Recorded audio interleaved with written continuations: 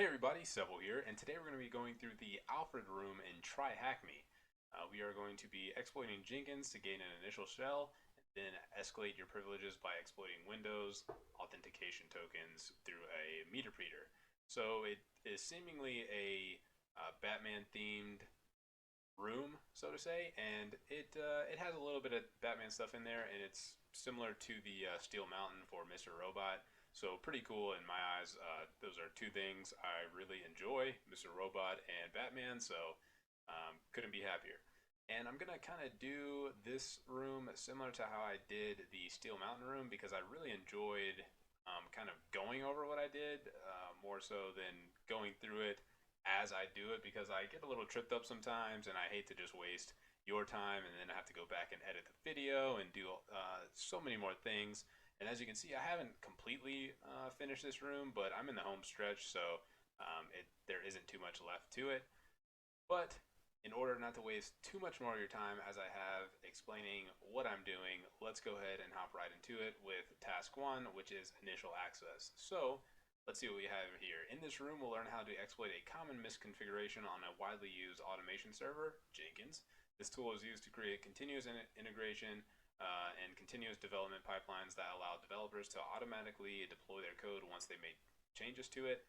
After which, we'll use an interesting privilege escalation method to get full system access. Since this is a Windows application, we'll be using Nashang to gain initial access. The repository contains a useful set of scripts for initial access, enumeration, and privilege escalation. I'm sorry, I was speaking in chat language there. In this case, we'll be using the reverse shell scripts from Nashang, and then it just says, note that this machine doesn't respond to ping requests and may take a few minutes to boot up. Luckily, I have already deployed it, so we should be good to go. And our first question in task one is, of course, how many ports are open, and I just ran a very simple nmap scan, and I outputted that to a file that we can actually go and cat out real quick.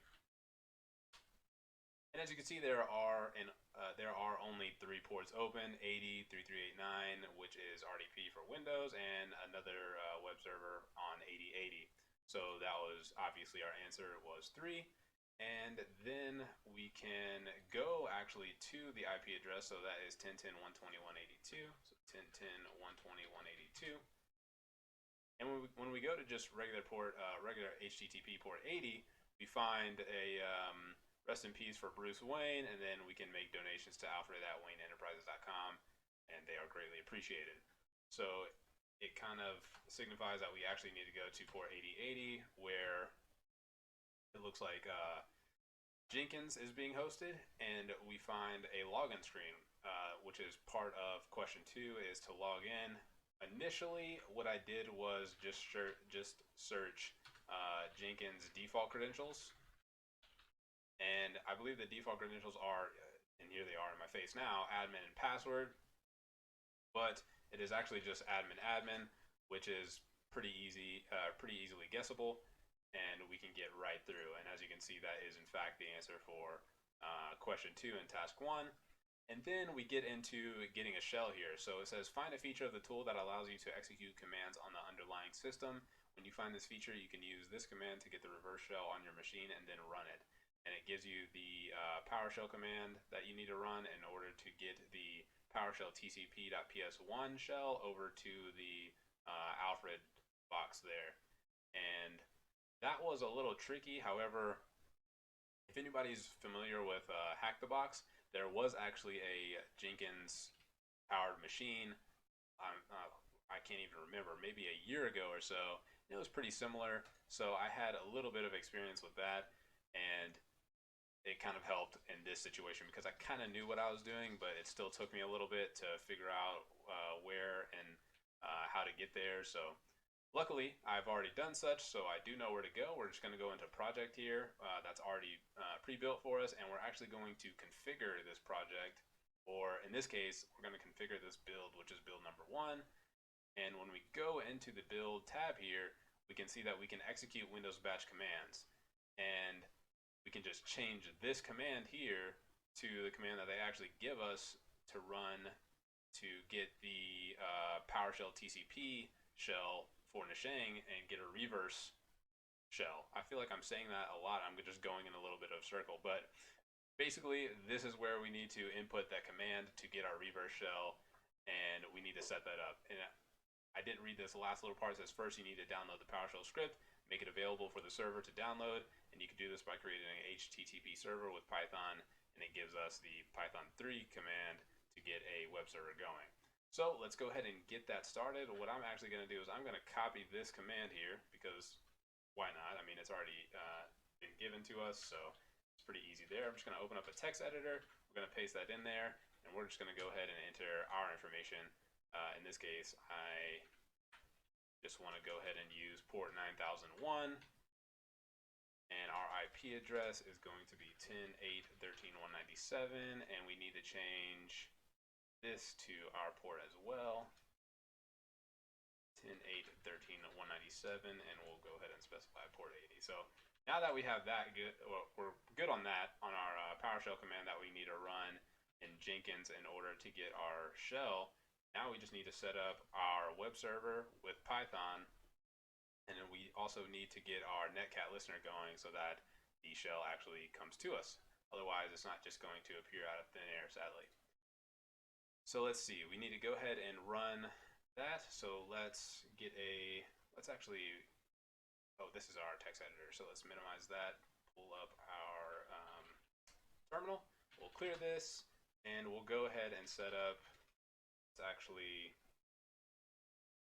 get a new tab here. We're going to go into cd op nisheng, and we will go ahead, and I think that's in shells, and there it is. Okay, so we can go ahead and set up a Python web server right here. So we'll sudo that, sudo python 3-m http server, and then we want it on port 80, and we'll go ahead and get that started. So now that that's started, we will make that call out now for our command here. But first, again, another first, we need to get our netcat listener going. Otherwise, we're not going to get anything out of that. So netcat lvnp, we're going to be listening on 9001. Now, for real this time, we can really run the command in order to get our listener, in order to get our shell. So I'm really struggling right now, geez. Okay, so we'll go ahead and apply that. That has been saved. We can go back to project, and then we can go ahead and build it out. And if we head over to our web server here, we should see that it makes a call out here in just a moment, hopefully. Oh, it looks like it failed actually. So let's see what happened there. Matter of fact, I may be using the wrong 8.13.197. No, everything's right. Let's see here. Oh, I left a obvious no-no in there. So let's fix that, reread that real quick, make sure everything's good. So now we should be able to get our shell. So let's go back, edit build information. Oh, actually, let's delete build too. Yes, we want to delete it. Let's configure this again. Back, configure, build, change that, and now we can apply. Go back to project and build now. Now we should definitely get, as you can see, pulls our PowerShell TCP.ps1 shell, and we know that for a fact by going right to here and seeing that we now have a reversed shell. So if we just do a who am I, we see that we are now Bruce on the machine, and there's no answer needed for that. It just tells us to go ahead and find the user.txt file, so we can do that pretty easily by just going to cdc cd users Bruce, and we see the user.txt file there ready for the taking, and we also have already inputted it for the correct answer. So we're good there. We can go ahead and go to task 2. I am really dying with these words, trying to say these words right now. I am having a power struggle.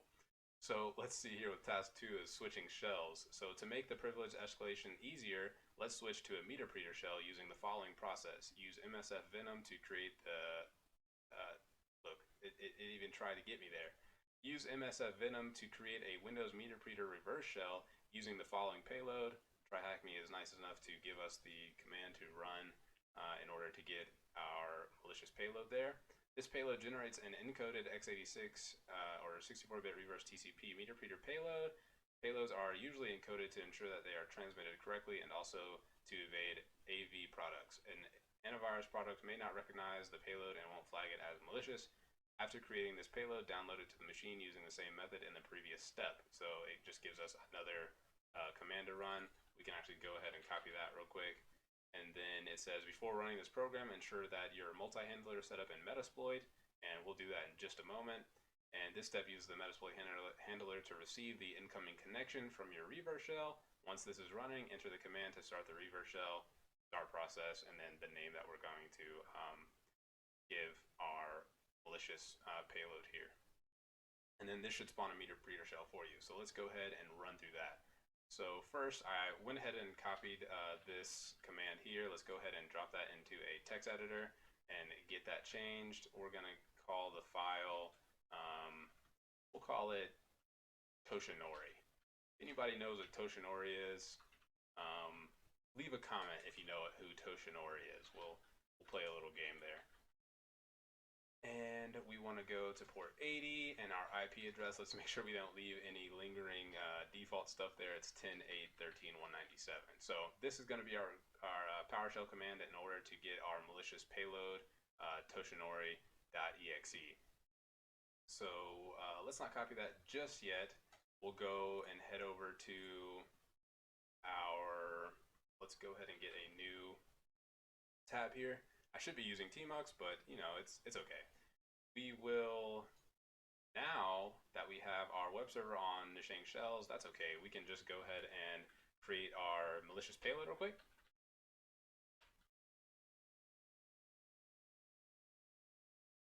I'm having problems both speaking and typing right now, which is quite a problem when you're trying to record a video. So we went ahead and set up the platform for a Windows meter preter reverse TCP. We want to do -A for x86 -encoder, and we want to use x86 again. Shikata Ganai. Hope I'm saying that right. Lhost is going to be 10.8.13.197. L port. We're going to have to use a different L port since ours is since 9001 is already occupied. So you know I'm going to go to one of the greatest ports of all time, 9002. And with that, we want to save that as an executable, and then the output file is going to be toshinori.exe. Again, if you can tell me who Toshinori is, I will be quite happy about that. So Toshinori, well, let's go ahead and hit enter there. That should build out our malicious payload here, which is actually is the only question in task 2, which is what is the final size of the payload that you generated. As you can see, it is 73,802. We can go ahead and clear that. And oh, I actually did that on the root of my home folder. So let's move that to the proper place. That's THM and Alfred. Oh, we actually need to move Toshinori to THM. I'm still having problems typing. Alfred. Okay, and let's go ahead and change directories to that. And we see it's there. Okay, perfect. So now we just need to run this command, this PowerShell command, in order to get it over to the machine, and then set up a multi-handler through Metasploit, and then start the process. So I will go ahead and let's start MSF console. I'm probably making somebody cringe really hard by not using tmux, and I apologize, I really do. Let's move let's copy it. Let's copy Toshinori over to our Nishang folder because it's just going to be a little bit easier on our call out through PowerShell. So Nishang shells, we'll remove it earlier, or I will, I promise. and we will go ahead and move it there. It's going to give us a permission denied. We can just bypass that with sudo. And it should be there now. So what we can do is we can run the command that we modified here, but instead of doing a build, because if we go back and see the build that we ran in order to get our reverse shell, you can see it's kind of paused, like it should be, because we have a reverse shell. If we were to cancel this, it would cancel our reverse shell, and that wouldn't be good for us, because then we wouldn't be able to start the malicious payload. So we could actually just run it from right here and get the file. We should be able to see it here, and we see that it actually did grab Toshinori, the Toshinori payload. And now we can go ahead and set up our multi-handler. So use exploit multi-handler, and we need to set the payload. We need to set the payload to Windows meterpreter reverse TCP. Then set our L host to ton0 and our L port to, like I said before, the greatest port of all time, 9002, and then we can run it. Now that we have that ready to go, we can head over to the reverse shell that we had before, and then start process, then Toshinori.exe. Once we do that, if we go over to our multi-handler, we see that a meterpreter session has been opened, and we're good to go. So we can move on to privilege escalation. And here it just gives us a little bit of information. I'll read it for us now. Now that we have initial access, let's use token impersonation to gain system access. Windows uses tokens to ensure that accounts have the right privileges to carry out particular actions. Account tokens are assigned to an account when users log in or are authenticated. This is usually done by lsas.exe. Think of this as an authentication process. This access token consists of three things: user SIDs, group SIDs, and privileges. And it gives us a nice little link here to get a little bit more detailed information if you'd like.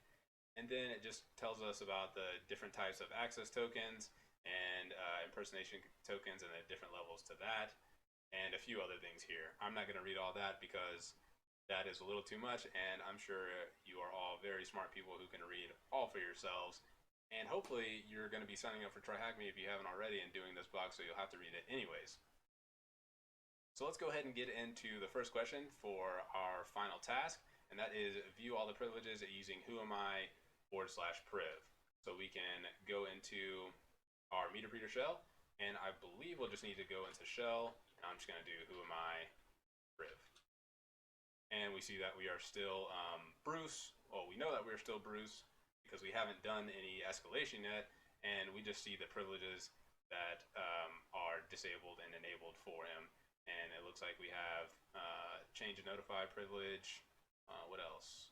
Impersonate and create global privilege. And you can see this.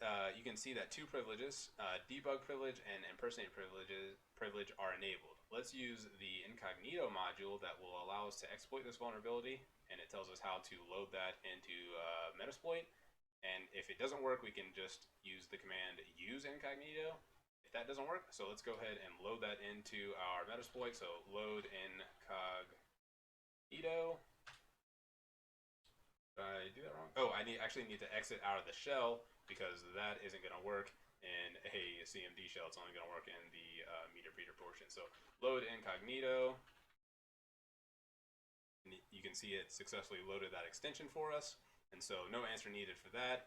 And then it says to check which tokens are available, enter the list tokens-G.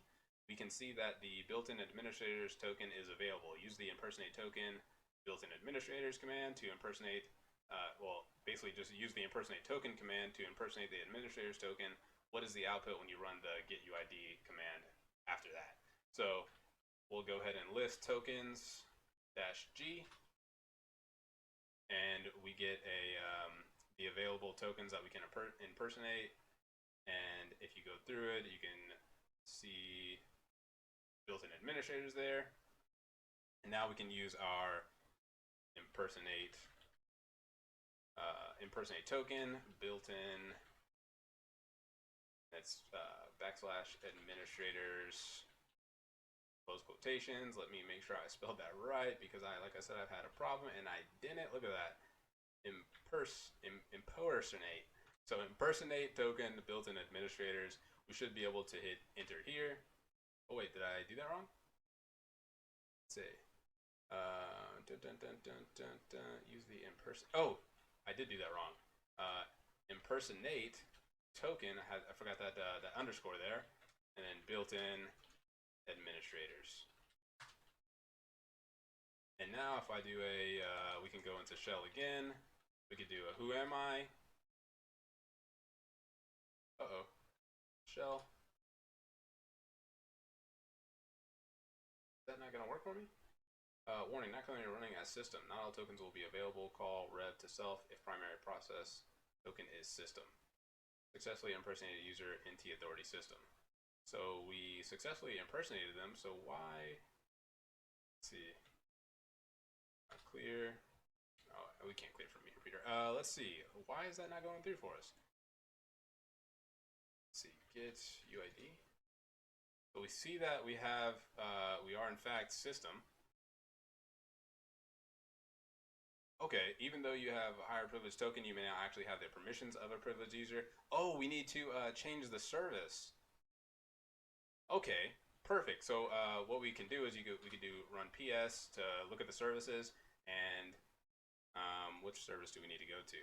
Services.exe. So find that PIN number. That's going to be 668. We can migrate to 668.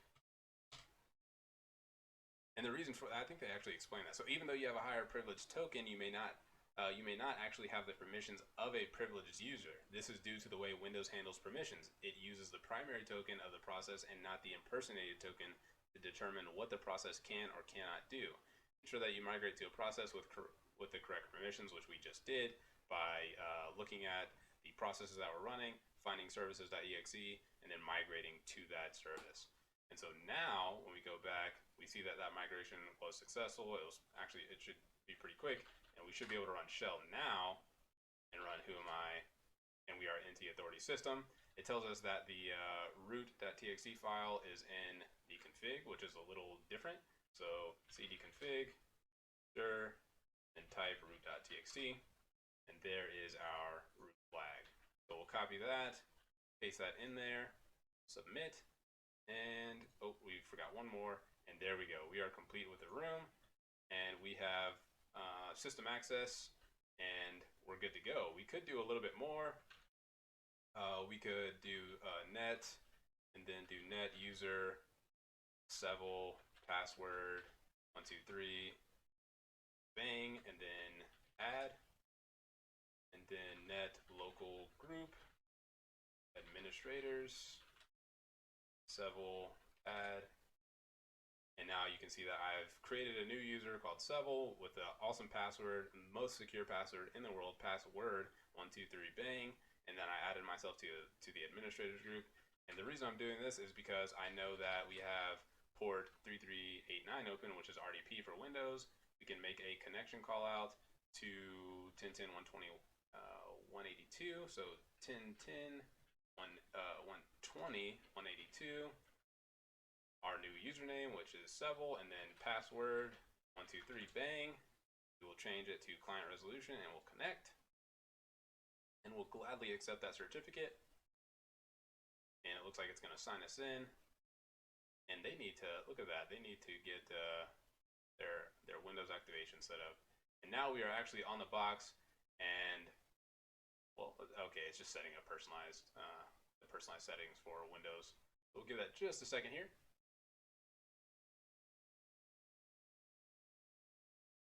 And now we are completely on the box. So